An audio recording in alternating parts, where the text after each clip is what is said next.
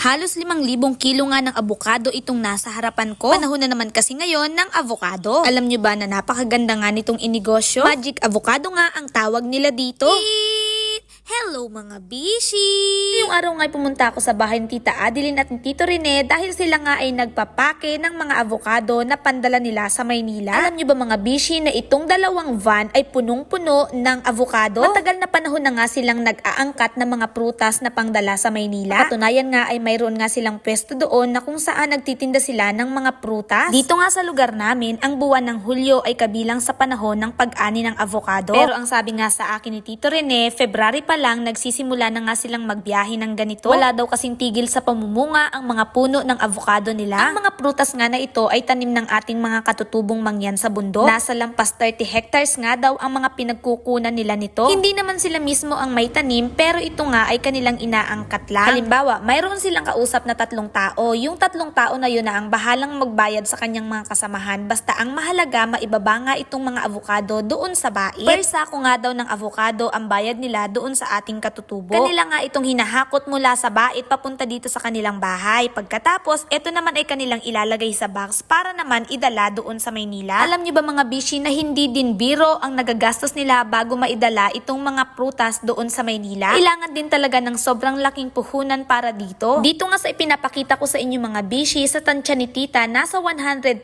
nga ang kanyang puhunan dito. Kasi kahit kahon, kanilang ang binibili. Alam niyo ba mga bishi na itong inaayos ni Tito na isang set ng kahon ay 35 pesos. Nakakatuwa din talaga dahil sila mismong mag-asawa ay hands-on talaga dito sa kanilang ganitong negosyo. Sila pa nga mismo ang magbabiyahe nito papunta sa Maynila. Bago nga makarating ang mga prutas na ito doon, mayroon ng sure buyer. Di ba mga bishi na itong avocado lang na ito ay 2 buyer lang ang pagdadalhan nila? Ganun kalaki yung mga taong kumukuha sa kanila ng mga ganitong prutas. 30 kilos nga ang laman ng isang kahon pero kapag ito nga ay kanilang idinala doon, mayroong risiko. Kapag sinabi nating risiko mga bishi, yun yung pasobra na bilang ng kilo. Kung 30 kilos per box, ang laman nitong box na ito ay nasa 33 to 35. Kasi diba hindi naman natin maiiwasan, minsan mayroong nabubulok, kaya talagang may pasobra dahil special ka. Charis. Hindi lang naman avocado yung kanilang mga inaangkat na mga prutas, mayroon ding lansones, saka rambutan, depende kung ano ang mayroong prutas dito sa amin. Minsan hindi na sila mismo ang nagbabiyahe nito, pinapadala na lang nila sa tracking. Ang bayad nga daw doon ay 100 per box kapag tracking. Pero kapag van naman daw, 300 ang bayad dito. Pero kapag sila ang nagabiyahe, nasa 200 lang ang isang kahon. O diba, mas mura kapag pinapadala nila sa tracking. Pero ngayon kasi, saktong may aasikasuhin din sila sa Maynila, kaya sila mismo ang magdadala nito. Etong mga avocado na ito mga bishi, kanilang pinaghihiwa-hiwalay, hindi basta-bastang nilalagay na lang sa kahon. Small, medium at big nga daw ang size ng kanilang mga avocado. Ang una nga nilang binabalot ay yung mga big. Tapos itong pinakialaman ko mga bishi, mga small na lang ito. Kaya basta-basta na lang ako nagalagay sa kahon. Kasi maliliit na din talaga. Pero ang presyo nito mga bishi ay nagkakaiba-iba din. Depende kung anong size ng avocado yung nasa kahon. Tinanong ko nga din si Tita kung nakaranas na din ba siya ng pagkalugi sa kanilang pagbiyahe ng prutas. Ang sabi nga niya sa akin ay hindi pa nga daw siya nalulugi. Bagkus siya nga daw ay kumikita. Magic avocado nga daw ang tawag niya dito mga bishi. Dahil alam nyo ba na hindi naman niya ipinagkakaila na ang laki-laki daw talaga ng kinita niya dito sa avocado. Lalo na dati. Mayroon daw kasing time dati na ang presyo lang ng avocado dito sa atin ay 5 pesos. Tapos sa Maynila parang nasa 40 pesos. Parang ganun mga bishi. Yung biglang tumaas yung presyo kasi kulang na yung supply. Yun, natsyempohan niya yun mga bishi. Kaya bongga talaga yung kinita niya dati. Kaya nga magic avocado nga ang tawag niya dito. O diba ang bongga-bongga nun bishi. Napakadami ko nang nakita na talagang kumikita sila sa pag-aangkat ng mga prutas. Lagi ko ngang sinasabi na may pera talaga sa halaman. Yan talaga ang aking palaging napapatunayan sa tuwing ako'y pumupunta sa mga pakihan ng mga prutas. Abay, tignan nyo naman mga bishi, itong nasa harapan ko nga ay wala pang 5,000 kilo ng avocado. Kung ako nga ay nandito, sabi ko kay Tita, grabe naman Tita, ang dami-dami nitong avocado. Ang sabi niya naman sa akin, naku, kuunti pa yan. Nanasan pa nga daw niya na halos 7,000 kilo ng avocado ang king box nila ni Tito. Silang 2